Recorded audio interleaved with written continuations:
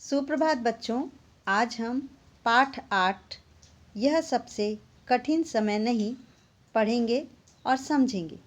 इस पाठ की कवित्री जया जादवानी जी हैं। इस कविता में कवित्री ने यह दर्शाना चाहा है कि अभी निराश होने का समय नहीं है। हम चाहे तो प्रयत्न करके अपने लक्ष्य की ओर बढ़ सकते हैं। कवित्री ने बताया है, मनुष्य को समझाना चाहा है, बताना चाहा है कि अभी आपके लिए कठिन समय आपके सामने नहीं है। उन्होंने इसके लिए इस पाठ में अनेक उदाहरण दिए हैं।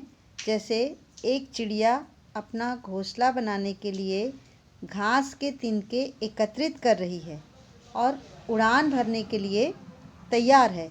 इसी प्रकार उन्होंने दूसरा उदाहरण भी देना चाहा है कि एक वृक्ष की पत्ती से जब पत्ती गिरती है तो पत्ती को गिरते ही उसे थामने के लिए एक हाथ तैयार बैठा है।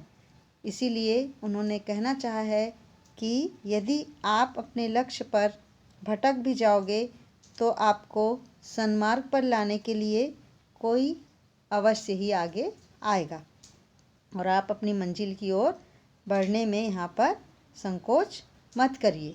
इसी बात को उन्होंने इन पंक्तियों में समझाना चाहा है। फिर उन्होंने ये भी कहा है कि रेलगाड़ियाँ जो है मनुष्य को उसकी मंजिल तक पहुँचाती है। अभी भी एक रेलगाड़ी जो है अपने स्थान तक जाने के लिए तैयार है। ये भी उन्होंने इसका उदाहरण दिया है। और आप अपनी मंजिल की ओर बढ़िए, क्योंकि कोई न कोई आपकी प्रतीक्षा कर रहा होता है। तो आइए अब हम कविता देखते हैं। नहीं, यह सबसे कठिन समय नहीं, अभी भी दबा है चिड़िया की चोंच में तिनका और वह उड़ने की तैयारी में है। अभी भी झड़ती हुई पत्ती थामने को बैठा है हाथ एक। अभी भी भीड़ है स्टेशन पर। अभी भी एक रेलगाड़ी जाती है गंतव्य तक, जहाँ कोई कर रहा होगा प्रतीक्षा। तो यहाँ कवित्री ने बताना चाहा है कि यह जो पाठ है इसमें कठिन का मतलब होता है मुश्किल, झड़ती का मतलब होता है गिरती, पत्ती का मतलब पेड़ का एक छोटा सा पत्ता, थामना का मतलब होता है सहारा देना। और अर्थ में उन्होंने समझाना चाहा है कि उन्होंने इसमें संदेश देना चाहा है कि आगे बढ़ने से पहले मनुष्य को कभी भी निराश नहीं होना चाहिए। हम कभी भी प्रयत्न करके अपने लक्ष्य को प्राप्त कर सकते हैं। तो आइए इसका अर्थ समझते हैं। नहीं, यह सबसे कठिन समय नहीं। इस काव्यांश में कवित्री कहना चाहती है कि हे मनुष्य, अभी तुम्हारे सामने कठिन समय नहीं है। तुम्हें अपने लक्ष्य की ओर बढ़ने के लिए संकोच नहीं करना चाहिए। और चोंच में तिनका, चिड़िया की चोंच में तिनका अभी भी दबा है। अभी भी एक चिड़िया जो है अपना घोंसला बनाने के लिए घास के तिनके एकत्रित कर रही है और उड़ान भरने के लिए तैयार है। और वह उड़ने की तैयारी में है, मतलब उड़ान भरने की तैयारी कर रही है, उसमें उड़ान भरने के लिए तैयार है। अभी इसी प्रकार जिस प्रकार चिड़िया अपना नीड़ बनाने के लिए तैयारी में है, उसी प्रकार वृक्ष से अभी भी झड़ती हुई पत्ती थामने को बैठा है हाथ एक। अभी भी यहाँ इसी प्रकार वृक्ष से अंतिम पत्ती गिरते ही कोई हाथ उसे थामने के लिए तैयार बैठा है। अर्थात आप अपने मार्ग पर आगे बढ़िए, अपने अपने मार्ग पर इसी तरह आगे बढ़िए। आप लक्ष्य से भटकिए मत। कवि ने इसमें संदेश देना चाहा है।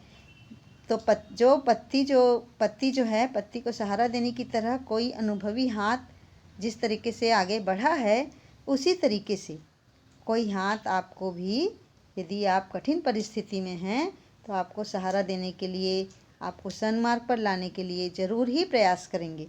तो इस तरीके से चिड़िया जो है अपने बच्चों की सुरक्षा के लिए घोंसला बनाती है।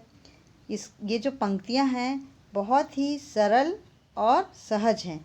और चोंच में तिनका दबाकर उड़ने की तैयारी में जो चिड़िया है वो अपने बच्चों के लिए सुरक्षा के लिए घोंसला बनाती है। और झड़ती हुई पत्ती थामने को हाथ बैठा है का मतलब है पेड़ से टूटकर गिरती हुई पत्ती को गिरने के पहले सहारा कोई दे देता है। ठीक वैसे ही यदि हम अपने लक्ष्य तक पहुंचने में यदि नाकामयाब हो रहे हों तो कोई ना कोई हमारा हौसला अवश्य बढ़ाएगा। अभी भी भीड़ है स्टेशन पर, तो इसमें कवित्री ने बताया है कि जैसे कि स्टेशन पर भीड़ रहती हैं, तो कहना चाहा है उन्होंने कि रेलगाड़ियां जो है निरंतर अपने मार्ग पर चलकर यात्रियों को उनकी मंजिल तक पहुंचाती है। अभी भी एक रेलगाड़ी जाती है गंतव्य तक। गंतव्य का मतलब होता है पहुंचने का स्थान। एक रेलगाड़ी जो है, कई रेलगाड़ियां जाती हैं, तो हर रेलगाड़ी जो है अपने यात्रियों को उनकी मंजिल तक पहुंचाती है और वे मनुष्य को प्रेरित करती हुए कहती हैं, जहाँ कोई कर रहा होगा प्रतीक्षा। अभी भी कहता है कोई किसी को जल्दी आ जाओ कि अब सूरज डूबने का वक्त हो गया। तो यहाँ कोई प्रतीक्षा करता रहता है। तो प्रतीक्षा का मतलब होता है इंतजार, वक्त मतलब समय। तो कवित्री ने अपने लक्ष्य पर बढ़ने से पहले अधिक विचारना नहीं चाहिए, ऐसा उन्होंने बताया है। जब भी हम अपने मार्ग पर बढ़ते हैं तो रास्ते अपने आप निकल आते हैं।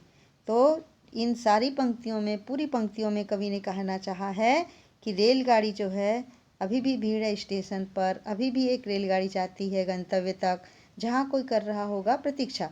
इन चारों पंक्तियों में कवित्री ने कहना चाहा है कि रेलगाड़ियाँ निरंतर अपने मार्ग पर चलकर यात्रियों को उनकी मंजिल तक पहुंचाती है, गंतव्य यानी पहुंचने के स्थान तक। तो वे मनुष्य को प्रेरित करते हुए कहती हैं कि अभी कठिन समय नहीं है, अभी भी स्टेशन पर एक रेलगाड़ी है जो आपको गंतव्य तक पहुंचाएगी। जहाँ कोई कर रहा होगा प्रतीक्षा, प्रतीक्षा मतलब इंतजार। कवित्री बताना चाह रही है कि यहाँ पर कोई न कोई आपकी प्रतीक्षा करता है। चाहे आप घर से कहीं भी जाएं, किसी स्थान पर भी आप पहुँचें, तो घर आने के लिए आपकी प्रतीक्षा में कोई न कोई आपके प्रियजन जो है आंखें बिछाए बैठे रहते हैं।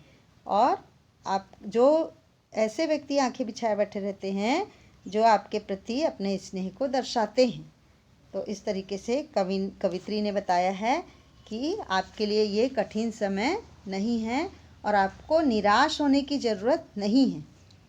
हम जो है यहाँ पर सीख रहे हैं कि एक हमको संकेत मिल रहे हैं। यहाँ पर संकेतात्मक दृष्टिकोण है। यहाँ पर बताया है कि आपको चिड़िया से संकेत मिल रहा है, पत्ती से, रेलगाड़ी से, कि आप अपने लक्ष्य से मत भटकिए। जिस तरीके से एक चिड़िया जो है अपने बच्चों के लिए सुरक्षा के लिए घोंसला बनाती है और इसीलिए तो चोंच में तिनका दबाकर उड़ने की तैयारी में है और पत्ती को भी कोई थामने के लिए तैयार है, उसी तरीके से आपको कोई ना कोई व्यक्ति ज़रूर ही सहारा देगा। तो कवित्री ने बताया है कि ये समय बिल्कुल भी कठिन नहीं है, आपको इसमें निराश होने की ज़रूरत नहीं है। तो आप निराश मत होइए, आपको धैर्यवान बनना चाहिए और अपने लक्ष्य, यदि आप लक्ष्य पर रास्ता भटक जाओगे तो कोई अनुभवी हाथ जो है आपको सहारा ज़रूर से देगा और गंतव्य तक जहाँ तक जाते हैं, वहाँ तक रेलगाड़ी जहाँ तक पहुँचाती है, उसी तरीके से यहाँ पर आप भी अपनी मंजिल तक अवश्य पहुँचेंगे। आपको कोई ना कोई यहाँ सहारा देगा। आप समय से सभी जगह पहुँच जाइए, क्योंकि आपकी प्रतीक्षा कोई प्रियजन जो है कर रहे होते हैं। तो उन्होंने बताना चाहा है कि जो आपके प्रियजन जो हैं, कोई जो प्रियजन आने की प्रतीक्षा में आंखें बिछाए बैठे हैं, अर्थात आपके प्रति अपने प्रेम को दर्शाते हैं। तो इस तरीके से बताया कि यह समय सबसे कठिन समय नहीं है। तो हमको इस कविता से यही सीख मिलती है कि हमें यहाँ पर इन संकेतों से कुछ सीख लेना चाहिए। आगे बढ़ने के लिए हमें कवित्री जो है प्रेरित कर रही है और शिक्षा देती है कि हमें कभी भी अपने जीवन में निराश नहीं होना चाहिए।